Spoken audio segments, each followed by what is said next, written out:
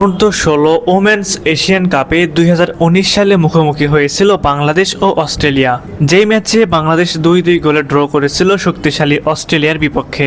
বাংলাদেশের পক্ষে 2 গোলই করেছিলেন তহুরা খাতুন। ম্যাচে বাংলাদেশ 2 বার লিড নেয়, শেষ পর্যন্ত ড্র নিয়ে মাঠ ছাড়ে। এই ম্যাচের পরিসংখ্যান বলার একটাই কারণ, বাংলাদেশের মেয়েদের সামনে কঠিন চ্যালেঞ্জ। যেই চ্যালেঞ্জ মোকাবিলা করতে হলে বাংলাদেশ এই ম্যাচটার থেকে অনুপ্রাণিত হতে পারে। কেননা 2026 সালে বাংলাদেশ যে খেলতে নামবে এশিয়ান কাপের মতো বড় আসরে। প্রথমবারের মতো নারী এশিয়ান কাপ ফুটবলে সুযোগ পাওয়া বাংলাদেশ গ্রুপ পর্বে ড্রতে কঠিন গ্রুপে পড়েছে।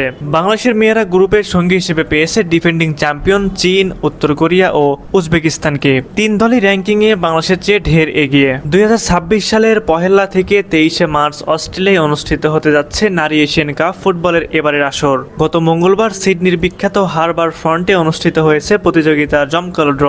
এএফসি র্যাঙ্কিংয়ের ভিত্তিতে নির্ধারিত চতুর্থ পটে ইরান ও ভারতের সঙ্গে ছিল বাংলাদেশ। সেই পট থেকে বি গ্রুপের প্রথম দল হিসেবে নাম ওঠে বাংলাদেশের। এরপর থেকে একে একে সেখানে যোগ হয় উজবেকিস্তান, চীন ও উত্তর কোরিয়ার নাম।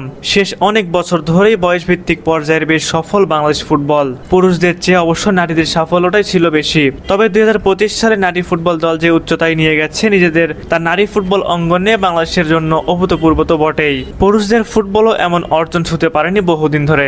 নিজেদের ইতিহাসে প্রথমবারের মতো খেলছে এশিয়ান কাপ ফুটবলে। এশিয়ার ফুটবলের সর্বোচ্চ স্তরে বাংলাদেশ পুরুষ দলও চলতি শতাব্দীতে খেলেনি, সবশেষ খেলেছিল 1980 সালে। বিরল প্রায় কাজটাই এবছর করে দেখিয়েছে বাংলাদেশ নারী ফুটবল দল। এছাড়াও সামনে এসেছে 2027 বিশ্বকাপ ও 2028 অলিম্পিকে অংশগ্রহণের সুযোগ। সুতরাং এই টুর্নামেন্টগুলোতে ভালো করতে হলে বাংলাদেশকে অবশ্যই ভালো কিছু করতে হবে। প্রতিপক্ষ যেহেতু অনেক শক্তিশালী, সেহেতু শক্ত হাতে মোকাবেলা করতে হবে বাংলাদেশকে। বড় দলগুলোর বিপক্ষে কাউন্টার অ্যাটাক খুবই গুরুত্বপূর্ণ।